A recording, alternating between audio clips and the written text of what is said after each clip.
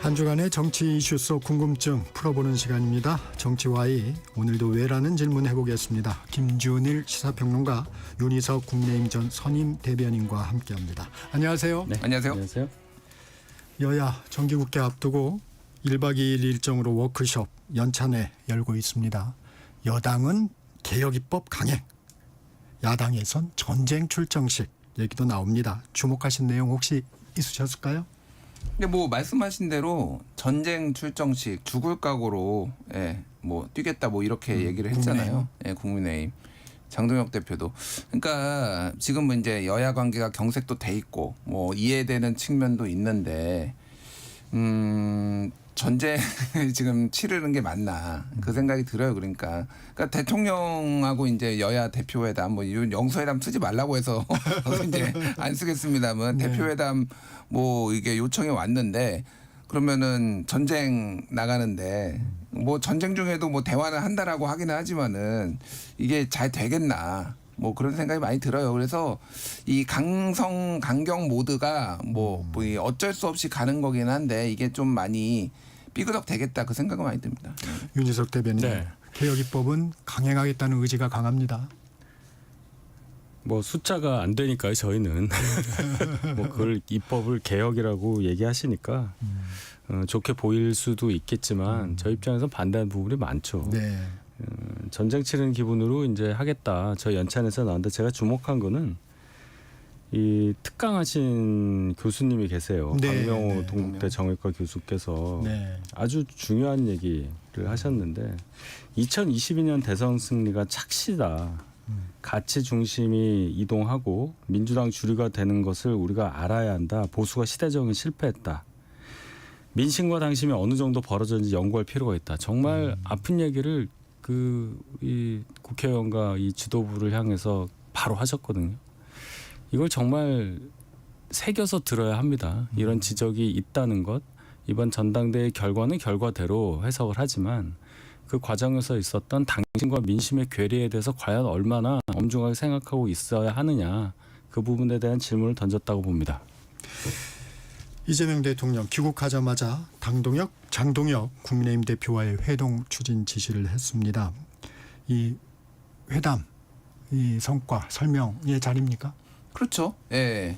뭐 이게 근데 아주 이례적인 건 아니에요. 뭐 바로 오자마자 한 게 이제 조금 더 메시지가 선명하긴 하지만 예전에 대통령들도 해외 순방하면은 와가지고 여야 대표, 뭐 원내대표 뭐 이제 모셔다 얘기도 설명도 하고 뭐 이런 자리들이 여러 문재인 정부 때도 있었고 여러 차례 있었습니다. 그래서 뭐 이례적인 건 아니고 그러니까 이재명 대통령은 어쨌든 본인이 계속 여러 차례 얘기하지만은 모두의 대통령, 진영의 대통령이 아니다, 모두의 대통령이다 이런 취지의 얘기를 하잖아요. 그리고 이번에 한일 정상회담 같은 경우에는 진보 언론에서 오히려 좀 비판적이었고 과거사 문제는 덮어놓고 뭐 이런 식으로 나왔고 보수 언론에서 오히려 막 칭찬도 많이 했단 말이에요.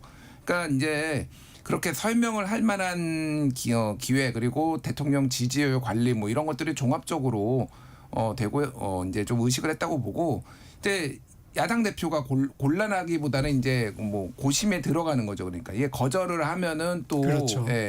이거는 수를 이제 티키타카한데 일종의 수를 이제 야당에 던졌다. 야당이 받아주면은 그것도 또 뭐 좋은 거고 안 받으면은 또 궁지에 몰리는 거고 여러모로 이제 좀 좋은 정치 수다 저는 그렇게 봅니다.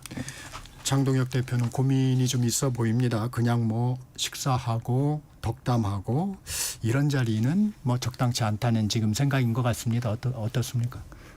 만나봐야 식사만 할지 안 할지 알죠. 그런 거 아닙니까? 그래서 그 얘기는 역으로 생각하면 가겠다는 표시로 저는 생각을 해요. 그러니까 갈 테니 괄호 열고 갈 테니 의미 있는 대화를 하게 해달라. 이 요청을 간접적으로 한 거 아닐까. 저는 그렇게 보는데요. 이 여야 대표의 악수가 이렇게 관심을 받은 적이 과거에는 있었습니까? 만약에 여야 지도부 회동이 있으면 그 자리에서 악수를 안 하기도 어렵지 않겠습니까? 그러니까요. 그래서 출구 전략을 좀 찾아야 되는 것 같고 최근에 이제 그 대전 현충원에 정청래 대표가 갔는데 기자들이 맨날 이제 물어보는 게 그거예요. 그래서 악수할 겁니까? 그러니까 가겠다. 이게 아무 말 안 하고 이렇게 했거든요. 뭐 전에는 뭐 좀 더 센 목소리가 나왔을 가능성이 있는데 출구 전략을 제가 보기엔 찾고 있는 거 아닌가 그 생각이 들고 같이 모이면은 그러니까 보통은 이제 야당에서는 보통은 같이 모이는 거 하지 말고 단독으로 만나자 그렇죠. 이런 식으로 얘기를 했어요. 예전에 예를 들면은 문재인 정부 때 그 홍준표 자유한국당 대표도 나 같이 만나는 건 안 볼 거야. 그러니까 단독으로 만나 뭐 이런 식으로 계속 요청을 했단 말이에요. 그러니까 만약에 그게 이번에는 그거는 불가능할 거라고 그거를 받아들일 거라고 보지는 않는데 그러면은 같이 뭐 만나면은 글쎄요 악수를 안 하는 게 되게 이상하죠. 되게 이상하고 그러니까 저는 한마디만 하면은 이게 못이 중요한데 이게 그러니까 한번 던져놓고 이게 굉장히 중요한 것처럼 사람들이 인식을 하게 만들었잖아요. 그렇죠. 근데 이거를 뒤집는 것도 별거 아닙니다. 그러면은 악수하면은 악수했다라고 이제 기사가 나오겠죠. 그다음에 다 잊어요. 근데 이거를 가지고 붙들고 있는 것도 너무 좀 웃기다. 저는 그 생각이 듭니다. 근데 이미 이게 이제 상징적인 이미지가 돼버린 것 같아요. 그렇다고 안 하실 수는 없겠죠. 그러니까 이재명 대통령이 뭐 악수를 하라고 권하는 어떤 뭐 장면을 연출한다든지 이건 무조건 이재명 대통령 득점 포인트예요. 그러니까 빨리 만나자라고 말씀하시는 거 아닐까 하는 생각도 해봅니다. 만약에 계속 악수를 안 하는 상황들이 벌어진다면 누가 더 손해입니까? 정청래 대표가 저는 조금 더 손해를 보는데 사실은 엄청나게 뭐 타격이 있을 거라고 보지는 않아요. 이미 그거는 다 선 반영됐다. 악수 안 해가지고 예를 들면 뭐 그것 때문은 아니지만 최근에 여러 여론조사에서 이제 민주당의 지지율이 하락하고 있는데 그거를 악수 때문에 다 하락했다. 악수 안 해서 하락했다고 보기는 어려워요. 뭐 여러 가지 이제 이유들이 있겠죠. 근데 그것도 약간의 저는 영향을 주지 않았을까. 좀 불통의 이미지. 그거는 뭐 지지층들은 좋아하겠지만은 여당 대표가 왜 이래? 뭐 어찌됐든 지금 악수 정도는 해야 하고 얘기는 해야 되는 거 아니야. 그런 것들을 요구하는 목소리도 있기 때문에 그러니까 계속 안 하는 거는 저는 말이 안 된다. 언젠가는 하겠죠. 그게 이번이 될지 좀 봐야 될 것 같습니다. 야당 대표가 먼저 찾아가서 새 당대표가 됐으니까 한다면 득점 포인트가 되지는 않을까요? 되겠죠. 일단 정청래 대표는 저희 당에 예방을 오지 않았어요. 예. 그런데 역으로 저희 당에서 예방을 간다. 근데 받아줄지 모르겠습니다. 자리를 비운다든지 그럴 수도 있잖아요. 갑자기 가면 본인이 더 당황할 것 같아요. 예. 자, 국민의힘 상황 좀 보겠습니다. 장동혁 대표 첫 최고위원 회의에서 이제 과거의 옷을 벗고 미래로 나갈 시간이라고 했습니다. 이 전당대회 때와는 톤 다운이 됐는데 이제부터는 좀 다른 모습을 보일까요, 윤희석 대변인? 네, 일단 전당대회는 선거니까 발언이 셀 수밖에 없고 또 선거 이 표를 의식하다 보면은 본인이 생각하는 선을 넘는 발언도 할 수밖에 없다고 이해는 합니다. 근데 워낙에 세서 앞으로 어떻게 될까 했는데 그래도 대표된 지 이제 48시간 이상 지났잖아요. 거의 70여 시간 가까이 되는데 역시 당대표로서의 역할이 뭔지에 대해서 알고 계신 분이라고 생각합니다. 그래서 어제 중진들과 만난 자리에서도 갈등과 분열 이걸 봉합하자 이런 말씀을 하셨기 때문에 전당대회 때 발언의 톤과는 많이 다른 그런 당 운영을 하실 거라고 기대합니다. 김준일 평론가님은 어떻게 보세요? 장동혁 호. 뭐 우리 윤희석 대변인은 그렇게 기대를 좀 하셔야죠. 그런데 이제 경로 의존성이라는 얘기가 있잖아요. 경로 의존성이라는 거는 한번 했던 방향으로 가면은 다른 쪽으로 그 경로를 트기가 쉽지 않다. 쉽게 이제 거기에 의존한다는 건데 장동혁 대표가 예를 들면 이제 선거 과정의 일이었으니까 과거는 묻어두고 미래로 나아가자. 그리고 민생 중심의 정당이 되겠다. 이런 얘기를 했잖아요. 근데 본인이 당대표 그 선거 시절에 했던 얘기들은 결국은 다시 부메랑으로 돌아올 수밖에 없어요. 예를 들면은 첫 일성이 이재명 끌어내리겠다. 네. 이거 얘기를 했잖아요. 그리고 그 직전까지도 이제 내보내겠다라고 하면은 언론들은 물어볼 수밖에 없어요. 계속 물어. 그러면은 이게 단순히 그냥 확 뒤바뀌는 실용주의로 이렇게 가는 게 가능할 것인가. 그러면은 전환기 씨를 비롯해서 또 그 지지층을 원하는 게 있잖아요. 이게 지금 정청래 대표하고 비슷한 거예요. 그러니까 경로 의존성이 무슨 얘기냐면은 악수 안 한다고 해버렸어요. 그럼 그 경로로 가야 되는 거예요. 추석 전에 저는 그게 왜 중요한지 잘 모르겠으나 추석 전에 검찰 개혁을 다 완료하겠다라고 했어요. 그럼 그 경로로 가야 되는 거예요. 그리고 그거를 장동혁 대표는 그렇게 이제 좀 더 실용주의로 가겠다라고 생각을 하더라도 당장 최고위원회에서 김민수 최고위원이 나와가지고 네. 패널들 우리 네. 당 패널들 나가가지고 지금 내부 총질하는 뭐 이런 취지의 얘기하면서 다 문제 있다 이거 뭐 조치해야 된다 얘기하고 그게 뭐 친한계를 비롯해서 개혁보수 뭐 우리 앞에 계신 이제 우리 대변인 전 대변인님 뭐 이런 분들은 이제 지칭하는 걸로 보이는데 네. 그런 거 뭐 그 내부 분란의 요소가 있는 거고 또 뭐 이를테면은 그 한동훈 당원 게시판 조사하겠다. 이게 다 경로 의존성이에요, 일종의. 그러니까 그런 것들을 지지층이 지금 원하고 그런 것들을 불을 붙여놨잖아요. 그게 쉽지 않다 제가 보기에는. 그렇게 뭐 방향 노선 전환을 확 하는 게. 예. 지금 김준일 평론가께서 얘기를 해주셨지만 지금 김민수 최고위원의 행보 이 부분 좀 어떻게 보십니까? 안 좋게 보죠. 이제 이분이 이제 일약 지도부에 입성을 해서 예. 본인이 최근에 했던 정치 활동에 대한 평가를 받았다는 면에서 굉장히 이 정신적으로 고양돼 있는 상태라고는 생각을 해요. 그러니까 본인 생각이 맞았다는 확신이 들면서 여러 얘기를 하시는 건데 지도부의 일원이 됐다면 그것도 첫 자리에 첫 회의 때 바로 반대되는 생각을 가진 사람들에 대해서 뭘 하자. 뭐 징계성 어떤 행위를 하자 이런 게 맞냐부터 기본부터 돌아봐야 할 시점이 아닐까. 그 내용이 어떻고 누구가 어떻고 이런 얘기보다도 지도부의 첫 회의에서 그 회의석상에서 저희가 이제 야당이 돼서 굉장히 어려운 상황인데 그런 얘기를 하는 게 맞느냐는 것부터 생각하면 앞으로 지도부 활동하는데 큰 도움이 될 것 같습니다. 이게 단합이나 통합을 얘기하게 되는 시점인데 그 시점에 오히려 만약에 그런 당원 게시판 논란이라든가 이런 부분에 당무 감사를 얘기하는 건 당의 분열을 촉진하는 거 아니에요? 바로 그 얘기죠. 장동혁 대표는 벌써 그렇게 말씀을 안 하시잖아요. 근데 이제 그럼 대표와 최고위원 간에 누가 어떤 역할을 맡고 누군 이런 얘기를 하지만 실제 하고 싶은 얘기는 누가 하고 이런 역할 분담하냐 이런 생각도 하실 텐데 이게 단일성 집단 지도 체제란 말이에요. 지금 이 지도부는 최고위원과 대표가 모여서 서로의 발언 내용에 대해서 조율하는지 모르겠습니다. 아마 안 할 겁니다. 특히 첫 회에서는. 그러니까 이거는 오롯이 김민수 최고위원 혼자만의 생각이라고 저는 봐요. 조율된 얘기는 아닐 거다. 저는 그렇게 봅니다. 그렇기 때문에 이 발언이 계속 유지될지도 저는 그렇게 보지 않고 그럴 수 있을 만한 방법이 없잖아요. 뭘 어떻게 하겠다는 건지 잘 모르겠습니다. 저는. 당사자가 계시지만 김준일 평론가한테 먼저 여쭙겠습니다. 예. 친한동훈계의 행보 어떻게 보십니까?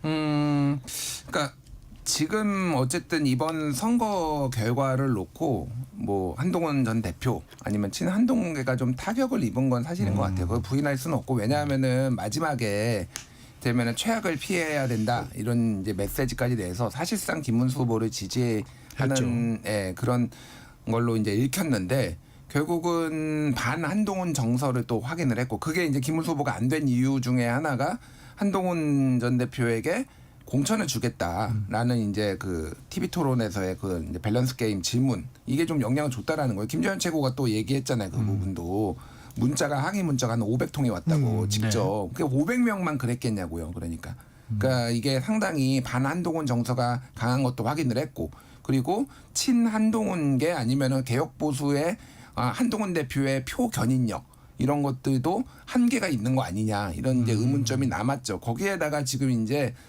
친한계에 대한 어떤 압박들 이런 것들이 좀 저는 계속 될 거라고 보여. 그러니까 이게 완전 노골적으로 됐지. 아니면은 예를 들면 그 방금 전에 인터뷰했던 김종혁 전 최고 같은 경우에는 지금 윤리위에 있어요 심지어. 예, 윤리위에 뭐 여러 가지 맥락들이 있지만은 그거를 전당대회 6월달에 들어온 건데 그거를 전당대회 이후로 밀어버렸어요. 새 지도부에서 어떤 윤리위를 가동할지가 이제 결정이 되는 거예요. 그러니까. 그러면은 굉장히 위험하다. 그런 거 하나하나가 다 한동훈계한테는 조금 어려움이 될 수도 있고 다만 이제 너무 선을 넘으면은 이게 역풍이 불 수도 있거든요. 그러니까 그거를 장동혁 대표가 어느 정도는 의식을 하고 있는 거 아니냐 그 생각이 듭니다. 우리 윤희석 대변인님 한동훈 전 대표하고 친하신 분인데 어떻게 아시겠다는 겁니까?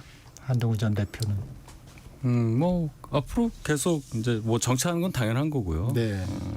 당내에서 활동하는 것에 대해서 어느 정도 과거보다는 활발히 하기 어려운 상황이 된 거는 맞지만 당에서 하는 것과 국민과 함께 정치 활동하는 거는 또 다른 얘기니까 계속 의미 있는 활동할 거예요. 다만 이제 기반이 좀 잠식되는 게 있지 않냐 뭐 이런 지적도 하시는데 예를 들어서 당에서 뭔가 뭐 그 한동훈 전 대표와 가까운 분들에 대한 뭐 징계라든지 이런 걸 통해서 물리적으로 축출이 된다든지 이런 상황까지는 이루어지기 어렵다고 봐요. 그렇게 할 경우에 말씀하신 대로 역풍의 가능성도 있는 것이고 지금 당의 체질이 그런 일을 할 만한 정도가 되느냐.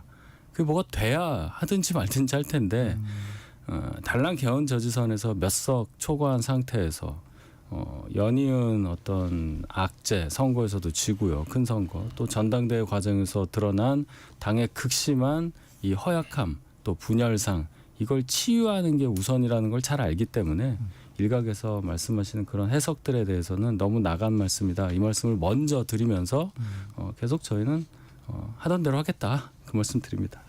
이 김준일 평론가가 말씀을 하셨지만 그 이번 선거 결과에 담긴 의미는 혹시 의견을 좀 나누신 적이 있습니까? 뭐 다 아는 얘기잖아요. 그러니까 마지막에 토요일 날 있었다 아까 그 메시지 최악을 피하기 위해서 투표에 참여해달라는 얘기가 김문수 후보 지지율 해석될 여지가 분명히 있죠. 네. 그렇기 때문에 김문수 후보의 아깝지만 그래도 패배한 것에 대해서 어떻게 보느냐는 해석이 나올 수밖에 없는 건 맞습니다만은 역으로 생각하면 당의 이 구조가 당심이라고 쓴 당원의 구조에 대해서도 많이 생각해 봐야 되고 또 룰 저희 8대 2예요. 과거에 7대 3이었던 거를 10대 0으로 했다가 8대 2로 내렸는데 지금 당신과 민심 괴리 말씀드리지 않았습니까? 당신과 민심이 정확하게 괴리된 걸 보여준 결과였잖아요. 네. 이것에 대한 논의도 분명히 있어야 한다. 그런 차원의 진단이 들어간 다음에 또 더 종합적인 분석이 있어야 할 이번 전당대회 결과라고 봅니다. 장동혁 대표의 방향성에 대한 첫 가늠자 당직 인선인가요? 뭐 그렇게 봐야죠. 예, 중요한 당직은 아직 남아 있지 않고 뭐 사무총장, 뭐 정책위 의장, 최고위원, 지명직 최고위원. 뭐 예. 윤희석 대변인이 더 잘 아시겠지만은 제가 좀 국민의힘 쪽에 들은 얘기로는 이 구하는데 조금 난항이 있다라는 얘기를 들었어요. 그러니까 쉽게 얘기를 하면은 이게 국민의힘은 특히 이제 이 선수 이제 뭐 속된 말로 짬밥이라고 하죠. 이제 이런 거 굉장히 중요하게. 그래서 예전에 영선이었던 이준석 뭐 아니면은 이제 당연히 국회 경험이 없는 한동훈 대표가 리더십을 발휘하는 데 약간의 제한적인 한계가 있었다는 얘기가 나오는 이유가 당 내에서 존중하고 이렇게 같이 딱 지위를 받고 이런 것들이 짬밥 선수에 굉장히 민감한 의원들이 그거를 잘 안 했다라는 거잖아요. 쉽게 얘기하면 3선 이상들은 안 하려고 한대요. 제가 들은 바로는 1.5선 뭐 재선 1.5선 이런 얘기들이 있잖아요. 그러니까 이제 사무총장이 지금 선거까지 지휘 내년 지방선거 네. 공천과 관련해서 중요한 역할을 해야 되는데 이게 이제 재선 의원이나 초선 뭐 근데 본인이 사실은 0.5선일 때 사무총장을 하기는 했어요. 그러니까 장동혁 대표가 그러니까 그런 부분에 있어서 조금 쉽지 않은 지금 장고에 들어간 것 같고 지명직 최고는 제가 보기에는 본인하고 제일 가까운 믿을 만한 사람을 넣을 것 같아요. 그게 전한기 씨는 아닌 것 같습니다. 예, 전한기 왜냐하면은. 사실 이 최고위원 구성을 보면은요 본인의 개파라고 부를 사람이 한 명도 없어요. 예, 뭐 신동욱 의원은 그냥 본인이 독자적으로 이렇게 된 거고 김민수 최고도 사실은 예전에 이제 나경원 의원하고 좀 가까웠다. 그리고 메시지가 조금 이렇게 강성이어서 그러지 이거를 확실히 이게 장동혁계라고 분류할 수 없거든요. 뭐 양양자, 우재줌 이걸 뭐 더 말할 나위도 없고 그러면은 본인이 캠프에 있었던 사람, 뭐 그냥 이름이 뭐 제가 호명하는 거 그렇지 뭐 조지현 의원이라든지 예를 들면 뭐 이런 초선 의원이나 이런 분들을 좀 지명을 하지 않을까 저는 그렇게 봅니다. 네. 당직 인선에 대해서는 좀 어떻게 바라보고 계세요? 예, 정확하게 말씀하셨어요. 저보다 더 많이 하시는 것 같은데 당직 예를 들어 사무총장 인선이 중요한 이유는 정정식 전임 직전 사무총장이 장동혁 신임 대표 요청에도 불구하고 안 하겠다고 한 거예요. 그게 의미하는 바가 뭐냐. 특히 이번 전당대도 잘 보시면 선수가 좀 되신 분들 나오실 만한 분들이 안 나왔다는 걸 주목하셔야 돼요. 그래서 장동혁 의원이 만 4년을 못 채운 의정 경력에도 불구하고 당대표가 될 수밖에 없는 상황도 있었던 거예요. 그런 그 전반에 흐르는 분위기가 뭔지 잘 아시지 않겠습니까? 이 어려운 상황에 당대표 하기가 좀 너무 힘든 거 아니냐. 그럼 또 당직도 마찬가지겠죠. 장동혁 대표가 뭐 1.5선이다 이런 얘기도 있는데 뭐 그건 둘째치고 간에 이렇게 어려운 상황에 중요한 당직을 맡는 것이 부담이 된다는 생각을 다 하실 거다. 그런 차원에서 인선난이 분명히 있을 가능성이 크다. 이렇게 봅니다. 장동혁 대표 일단 좀 약간 톤다운을 하는 분위기인데 이 윤 전 대통령 면회 이 공언은 한 바가 있는데 갈까요 안 갈까요? 그러니까 그게 아까 전에 얘기했던 경로 의존성이에요. 본인이 이제 뱉은 말에다 이제 청구서가 돼서 날아오니까 그거를 해야 되는데 특별한 사정 변경이 있지 않는 한 이런 얘기를 했어요. 그 윤석열 전 대통령 면회 관련해서 앞에 조건이 붙어서 예전에는 그런 조건이 없었거든요. 그러면은 이제 특별한 사정 변경이 있으면 안 가겠다는 얘기잖아요. 그러니까. 예. 그 이제 원래 그 판결문에 그런 표현 많이 나옵니다. 사정 변경 이런 거 뭐.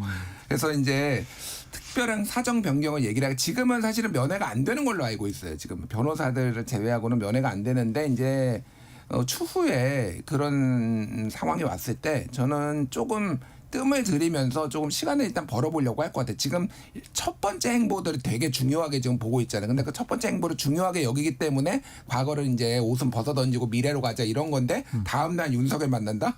이게 어떤 메시지를 줄 것인지 모르지 않을 겁니다. 그래서 필요할 때, 적절할 때, 뭐 이런 뭐 올해가 될 수도 있고 아니면 내년이 될 수도 있겠다 저는 그 생각이 들어요. 그런 수사를 담아서 조금 뭐 나중으로 미룬다든가 예. 이런 상황으로. 그러니까 사실 뭐 지금 당 내에서 예를 들면 뭐 그 열성 지지 윤석열을 부르짖는 열성 지지자들이 빨리 윤석열 만나라 이런 요구를 하겠지만은 당 내에서 지금 윤석열 만나라고 한 사람 아무도 없어요. 예, 뭐 책임 있는 당직자나 의원들 중에서 그러니까 그거를 먼저 할 이유는 없는 거죠. 장동혁 대표 입장에서. 윤 대변인은 어떻게 보십니까?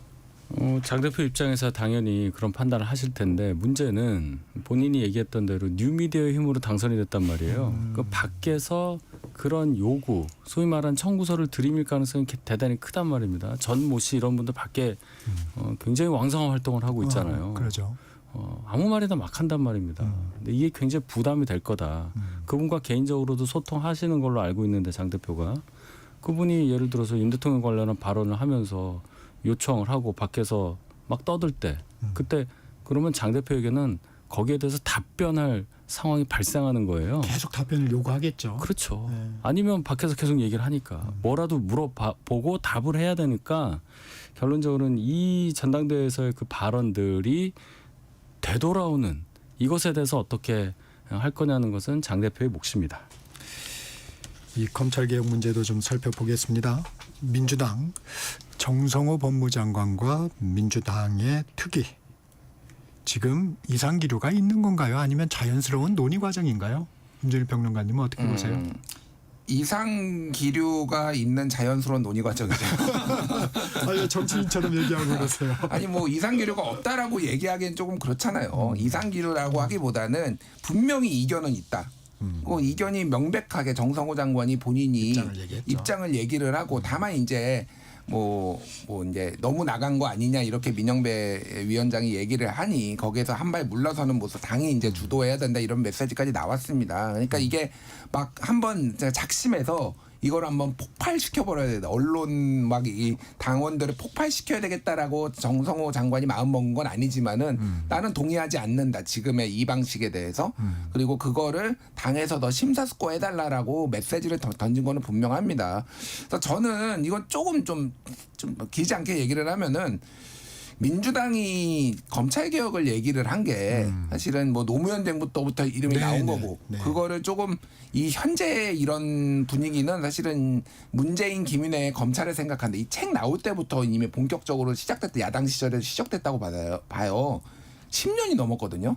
근데 10년이 넘었는데도 아직도 이러고 있다? 저는 좀 이건 좀 무능하거나 책임을 방기해온 거 아니냐. 검찰개혁이 그렇게 중요한 문제라고 하는데 물론 상황 변화가 계속 생기고는 있지만은 이거를 아직도 어떻게 할지를 이런 식으로 혼선이 있는 거는 좀 문제가 있다라고 봐요. 특히 검찰개혁은 감정적으로 검찰청을 해체를 하고 뭐 이런 것도 수사기소 분리하는 것도 중요하지만은 일반 국민들이 느끼기에는 그거와 더불어서 검찰 개혁이 잘 돼서 부작용이 없이 그렇죠. 잘 하는 게 되게 중요하지. 그래야지 이거를 서포트가 될 거 아니에요. 근데 문재인 정부 때 그게 잘 안 됐잖아요. 그러니까 수사 지연 문제가 좀 발생을 했는데. 그렇죠. 그거를 해결을 하겠다라는 본격적인 얘기가 지금 뭐 얘기는 나오는 것 같은데 그게 굉장히 중요한 문제인데 지금 얘기가 안 돼요. 그러니까 되게 배가 지금 산으로 가고 있다. 강성 지지층의 검찰청 해체에 대한 레토릭 그런 염원을 해결해주는 정념의 정치가 되는 거 아닌가 저는 굉장히 우려가 돼서요. 뭐 정성호 장관의 의견에 다 동의하는 건 아니지만은 왜 이런 얘기가 나오는지 그리고 그게 결국은 이재명 대통령의 저는 의중이 어느 정도 반영됐다고 보거든요. 문재인 정부 때처럼 또 실패하면 안 된다라는 거 잘해야 된다. 그게 좀 반영이 됐다라고 봐야 될 것 같아요. 예. 우리 윤희석 대변인께서 지난주에도 뭘 하겠다는 건지 잘 모르겠다 이런 말씀을 좀 주셨는데 지금의 상황 좀 어떻게 보고 계십니까? 김주일 평론가께서 정확히 말씀을 하셨습니다. 그러니까 이 검찰 개혁을 대표하는 말이 그거잖아요. 추석 때는 검찰청이 없어졌다는 뉴스를 듣게 해드리겠다. 근데 검찰청이 없어지는 걸 바라는 국민이 그 이름 없어진 거 바라는 국민이 과연 몇 명이나 될까요? 굉장히 이상한 얘기잖아요. 그 말씀하신 대로 굉장히 어떤 특정한 생각에 사로잡혀 갖고 이것만은 쟁취해야 된다는 식으로 가니까 실질적으로 그렇게 했을 경우에 국민이 받을 피해, 수사 지연 이 문제에 대한 논의가 안 되고 있고 막상 여당이 돼서 정부를 운영을 해보니 법무부 장관, 소관부처 장의 입장에서 이렇게 가면 안 된다니까 검찰청을 놔두고 기소하는 부분과 이 물리적으로 분리하자 이 얘기하다가 지금 당에서 반발이 나오는 거잖아요. 그 법 여건에서 문제도 충분히 알고 계시고 또 온건하게 이렇게 가자는 주장도 하시는 분이 계시니까 그나마 다행인데 이러한 부분을 잘 반영해서 개혁하시기 바랍니다. 시간 많이 지났으니까. 제가 아는 건 아니고요. 그럼 누구한테 얘기를 해? 이게 좀 속도에 많이 사로잡혀 있는 거라는 좀 느낌도 좀 듭니다. 그러니까요. 이게 아까 얘기했지만 부메랑으로 돌아왔어요. 사실은 추석 전이 그렇게 저는 이게 왜 중요한지 잘 모르겠어요. 그때 이제 뭐 한번 부딪히셨잖아요. 그래서 정청래 그때 당시 후보랑 저는 아직도 이해를 못해. 추석 전이 그렇게 중요한. 근데 이제 그 지지자들의 어떤 마음은 있어요. 확실히. 그러니까 이게 뒤로 가면 갈수록 정권이 힘이 빠지고 더 이제 그런 타협을 해야 되는 상황이 오는데 이때 못하면은 못한다. 특히 지방선거가 있기 때문에 최소한 올해 하거나 내년 상반기까지는 다 끝내야 된다. 상반기도 뒤로 가는 게 아니라 거의 뭐 1, 2월 안에는 끝내야 된다. 이런 생각들을 조금 하시는 분들이 많으니 거기에 좀 부응한 것 같은데 어쨌든 그 뭐 타임 스케줄은 저도 하는데 추석에 집착을 하면 안 된다. 그 생각은 많이 들어요. 예. 이 시간에 쫓기는 부분 좀 그런 부분들은 보이죠? 그 추석이라고 하니까 시간에 쫓기는 건데 이게 그럴 일이 아니잖아요. 뭐 추석 지나면 개혁이 안 되는 거고 누가 그 시간 초재고 있는 건 아니기 때문에 근데 발언을 그렇게 해버렸으니까 스스로 그래서 자꾸 추석에 집착한다. 추석이 10월 6일이잖아요. 그럼 이제 한 달 조금 남았는데 그럼 그 안에 처리해야 된다. 그건 스스로 만든 올감이니까 그거 스스로 걷어내시면 돼요. 네. 네, 정치와이 쉬었다 갑니다. 잠시 전하는 말씀 듣고 정격시사 3부에서 정치와이 이어가겠습니다.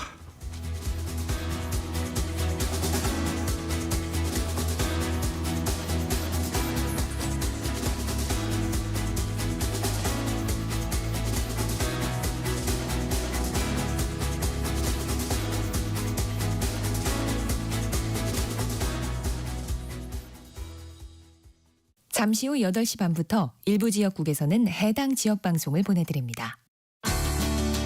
워렌 버핏은 가치 투자, 필립 피셔는 성장주 투자, 피터 린치는 장기 투자. 방법은 달라도 목표는 하나. 성기영의 경제쇼가 성공의 길로 안내합니다. 깊이 있게, 명쾌하게, 지금 이 시대 경제에 관한 모든 것을 알려드립니다. 평일 오후 4시 5분 성기영의 경제쇼와 함께하십시오.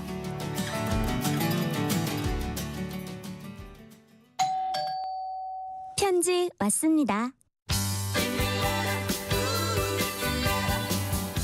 퇴근길 지친 당신에게 힘이 되는 뉴스를 전해드립니다. 매일 저녁 5시 5분 당신과 함께 읽는 세상 이야기 KBS 1라디오 뉴스레터 K.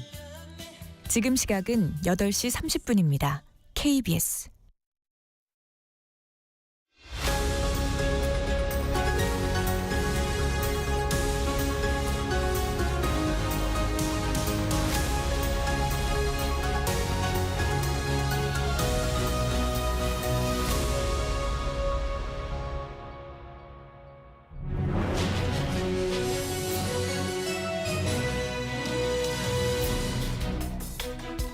정치와 이어갑니다. 김준일 시사평론가, 윤희석 국민의힘 전 선임 대변인과 함께하고 있습니다.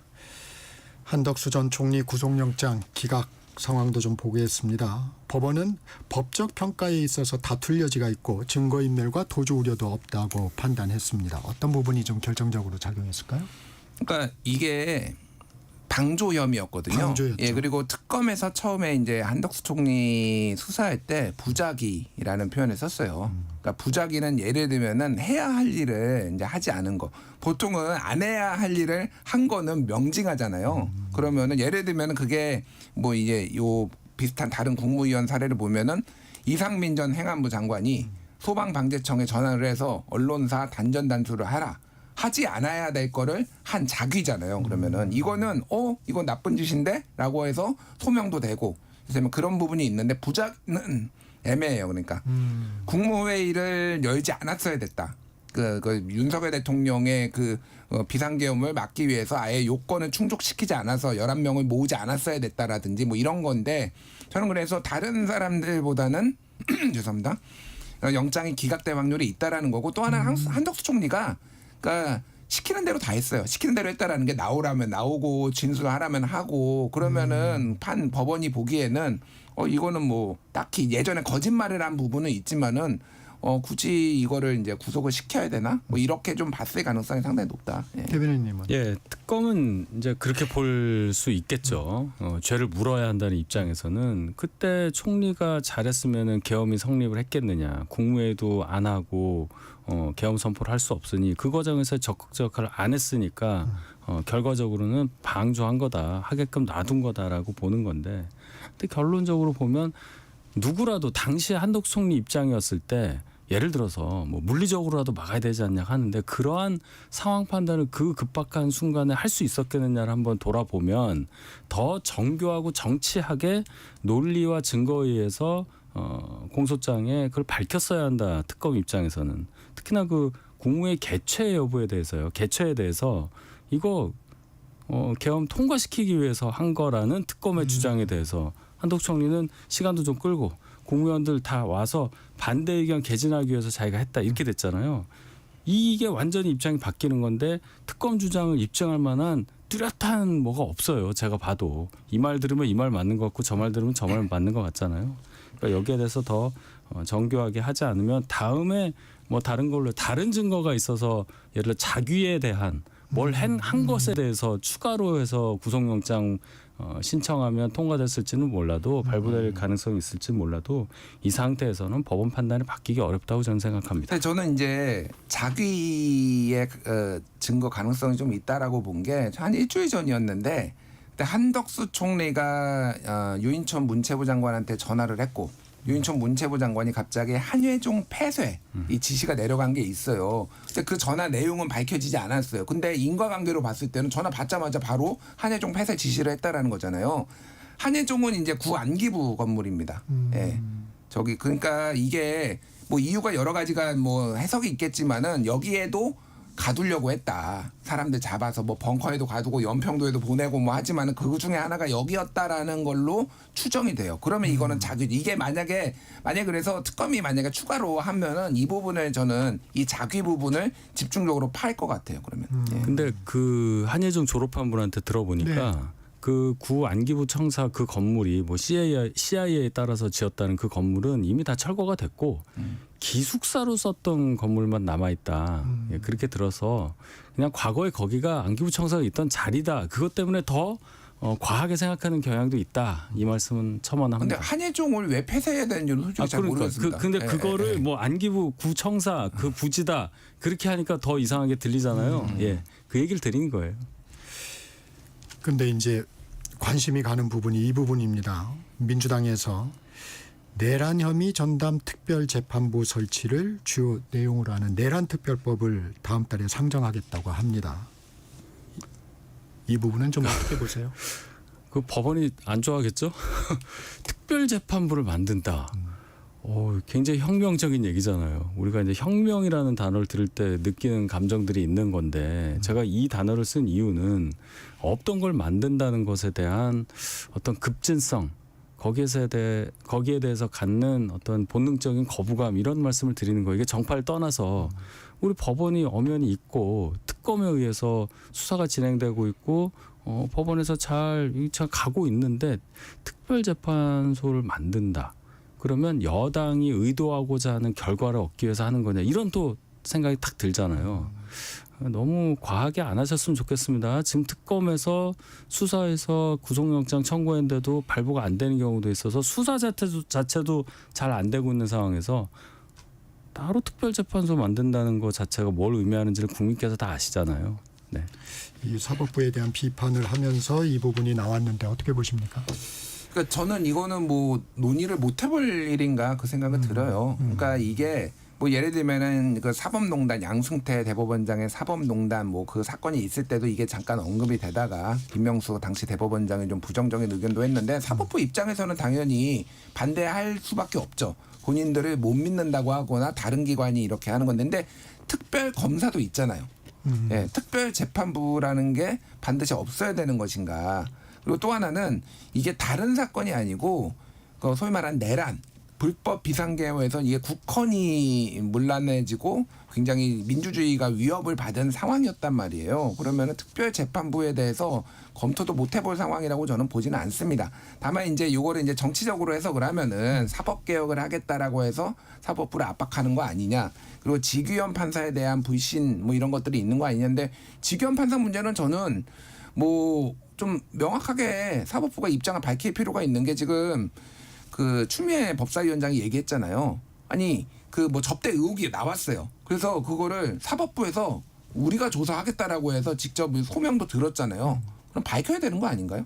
그 부분은 그게 진짜로 접대를 받은 건지 안 받았을 수도 있다고 봐요. 저는 그러니까 접대 안 받아 그 지규현의 주장이 맞을 수도 있다라고 보는데 근데 그 정도는 재판부가 그러니까 사법부가 해줘야 되는 거예요. 법원 행정처에서 근데 아무것도 안 하잖아요. 그러니까 뭉개고 가면은 이거는 불신이 커지는 거죠. 그러니까 기존에 했던 게 있기 때문에 그러니까 그런 것들을 사법부가 어느 정도는 해줘야 된다. 그래야지 이런 특별 재판부에 대한 불신, 그러니까 이런 염원이나 이런 것들이 좀 가라앉지 않을까 저는 그렇게 봅니다. 근데 이게 배경이 되는 게 윤희석 대변인도 지적을 하셨지만 예를 들면 법원의 영장 기각이라든가 이런 부분이 지금 배경이 돼서 우리 왜 이걸 기각하는지 모르겠다. 내란 재판부를 만들어야 되겠다. 지금 이렇게 나와서 이게 좀 어떻게 봐야 되는지. 자, 그러면 그러니까 제가 말씀드린 건 뭐냐면 민주당이 임명을 뭐 주도하겠죠, 뭐 이거를. 근데 그 사람들이 그러면은 재판부가 이게 오면은 법조인들이 하겠죠. 민주당이 자 이번 건은 기각하지 말고 다 구속해 주세요. 뭐 오다를 내리면은 그 사람들이 재판부가 다 따르나요? 그러니까 그 사람들도 다 전문성이 있고 양심이 있는 사람들입니다. 특검도 다 민주당이 오다 내리거나 대통령이 오다 내리는 게 아니잖아요. 지금 각자의 논리대로 가는 거예요. 그러니까 다만 사법부에 불신이 있다라는 거를 명확하게 민주당이 보여준 겁니다. 그러니까 그 부분은 어쨌든 사법부도 어느 정도 이게 우리가 왜 거기에 응해? 이런 거를 할 게 아니라 해소를 해줄 의무가 있다라는 거예요. 제가 말씀을 안 드릴 수가 없는데요. 만약에 그 입장이 바뀌어서 저희가 특별재판부를 만든다고 해서 저희 당 위주로 특별재판부 법관을 막 임명을 하고 하면은 똑같이 말씀하실 수 있겠어요? 그들의 논리가 있으니까 아무리 그래도 독립적으로 잘할 거다. 안 그러실 거잖아요. 민주당 주도로 이런 걸 만든다는 것 자체가 정파성을 띈다는 건데 특별검사하고는 달라요. 특별검사는 기소하는 과정에서 검찰 행정부 소속의 하나의 그냥 외청이잖아요. 외청. 거기에 대해서 과도한 어떤 권한이 부여돼 있고 수사 기소권에 대해서 문제가 많으니 독립된 법조인으로 특검을 구성해서 기소를 하도록 하자. 수사를 해서 기소를 하도록 하자. 이 얘기인데 앞에 특별자가 붙는다고 해서 그러면 법원을 안 믿는다는 얘기잖아요. 법원의 독립성을 안 믿는다는 거예요. 그러면 국민들이 생각을 할 때 그냥 특별 들어가니까 똑같다. 이렇게 호도하면 안 돼요. 전혀 다른 얘기죠. 사법부를 어떻게 입법부에서 못 믿으니까 어떻게 하자. 이건 그래서 제가 혁명적인 발상이라고 말씀드리는 거예요. 전혀 다르죠. 네, 여기까지 듣겠습니다. 국민의힘 야당 추천 몫으로 추천한 국가인권위원회 인권위원 선출이 민주당의 반대로 본회의에서 부결이 됐습니다. 이렇게 되자 국민의힘이 국회 일정을 보이콧하고 있습니다. 이 사안은 좀 어떻게 보고 계십니까, 김준일 평론가님? 그러니까 뭐 이제 관례상 이게 그렇죠. 소위 말하는 야당 몫이 있는 거고 이런 추천 인사에 그거를 이제 한 거잖아요. 그러니까 이게 이제 국민의힘이 반발하는 맥락은 알겠어요. 그런데 이제 이게 어떻게 됐냐면은 표결을 해봤더니 이거는 이 사람들은 안 되겠다라고 물론 이제 민주당에서 약간 조직적 움직임이 있었던 것도 사실이고. 근데 형식은 일단 자율투표에 자율투표였어요. 그러니까. 근데 왜 그랬냐 그러면은 두 명을 이제 올렸는데 한 명은 이제 정광훈 목사 변호인을 했고 그리고 이제 뭐 여러 가지 좀 강성 극우 발언을 예전에 했던 분 뭐 이런 거고 또 한 분은 숨에서 찬탄 아니 반탄 활동을 열심히 했던 분이에요. 그럼 민주당 입장에서 보면은 이거는 선 넘었다 사실은 이렇게 볼 수도 있는 거고 시민사회단체가 난리가 났어요. 사실은 지금도 그 안창호 국가인권위원장을 비롯해서 굉장히 많은 분들이 아무런 그거와 상관없는 인권과 상관없는 얘기들을 막 해가지고 윤석열 대통령의 인권을 살펴야 된다라고 하고 다른 사람의 인권은 뭐 살피지 않고 막 이런 논란 때문에 굉장히 문제가 많거든요. 그래서 인권위원장을 교체해야 된다라는 얘기까지 나오는 이 상황에서 이거를 민주당이 받아들이기 굉장히 어려웠다. 그 생각이 듭니다. 위원회 구성의 정신을 보면 되잖아요. 어떤 한 정파에서 임명을 하게끔 뭐 돼 있다면야 지금 하신 말씀이 맞죠. 민주당이 여당이 됐으니까. 근데 야당 몫이 있다는 것 자체가 야당에서 옳다고 이 사람 맞겠다 싶은 사람 받아준다는 게 전제로 깔린 거잖아요. 이걸 숫자 힘으로 본인들 판단이 니네들이 추천한 사람도 별로 마음에 안 들어 하면서 이렇게 부결을 시켜버리면 그거 어떡합니까? 그러면 4년 그 주기로 있는 총선에서의 결과 때문에 모든 것들이 다 그냥 여당 힘대로 간다. 그게 과연 민주당에 도움이 될까요? 저는 이해를 못하겠습니다. 이러한 국회 운영 전략에 대해서.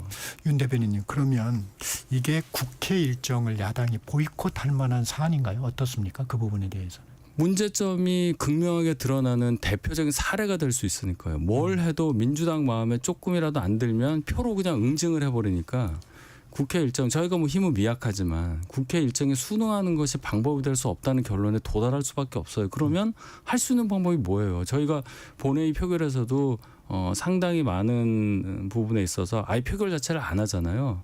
거기에 대해서 비판도 많이 받겠지만 그만큼 할 수 있는 일이 없을 정도로 국회 운영이 경직돼 있다. 이 부분을 지적하는 겁니다. 곧 정기국회인데 이 보이콧 얼마나 지속될 수 있을까요? 얼마 못 가죠. 왜 그러냐면은 이게 정기국회에서 처리할 게 굉장히 많아요. 뭐가 됐든 지금 독주한다라고 하지만은 대화를 해달라고 하는 건데 정부 조직 개편안도 있고 뭐 기타 굉장히 많은 법안을 처리를 해야 되는데 본인들이 안 들어와 버리면은 그래 어쩔 수 없지 뭐 이렇게 해서 민주당한테 판 깔아주는 거예요. 그거는. 그리고 좀 있으면은 이제 국정감사 해야 돼. 국정감사는 그렇죠. 야당의 시간이잖아요. 그때까지 안 들어올 건가요? 그러면 여당한테 판을 깔아줄 거예요. 그러니까 이거는 별로 좋은 전략은 아니다. 물론 이렇게 보이콧하는가 액션을 취할 수는 있어요. 그런데 이제 유능한 민생 정당이 되겠다라고 얘기를 한 부분이 있으면 이거는 오래 못 가는 거고 뭐 이렇게 반발할 수 있다라고 봐요. 저도 민주당도 반대로 했으면 반발했겠죠. 그런데 이런 사람들이 이게 그러니까 시민사회단체와 인권단체에서 모두가 지금 난리가 나고 반대를 한 것도 국민의힘이 돌아봐야 된다. 그러니까 다른 것도 아니고요. 그러니까 이게 인권하고 가장 거리가 먼 사람들이 지금 임명이 됐다라고 보는 거예요. 그러니까 그쪽에서 보기에는 그러니까 그거를 좀 온건한 사람으로 해라 그러면은 그러면 그래도 하면은 민주당이 온팡 다 욕 먹겠죠. 그러니까 이거는 민주당한테 그렇게 불리한 이슈는 저는 아니라고 봐요 지금. 그러니까 저희 당 당대표 악수도 하고 사람으로 인정을 하고 대화를 해야 되는 거 아니에요. 악수도 안 하면서 처음에 얘기했던 악수가 또 다시 그러니까 나오네요. 여당의 책임이란 말입니다. 자, 두 분의 짧은 멘트 한마디씩만 듣고 갈게요. 이 국회 법사위가 선수와 관행과는 지금 거리가 멀어지고 있습니다. 이 추미애 법사위원장도 그렇지만 이제 야당 간사의 5선의 나경원 의원의 맞게 배치가 됐습니다. 이 부분 어떻게 보십니까? 그래서 이제 한 줄 평 정도. 추미애 법사위원장 때문에 나경원 간사가 되셨다면 선수를 맞춘 거예요. 6선과 5선이니까 국회 관례 잘 맞춘 거라고 보는데 이건 이제 역으로 말씀드리는 거고 안 싸우셨으면 좋겠습니다. 두 분 워낙 강성이시니까. 예.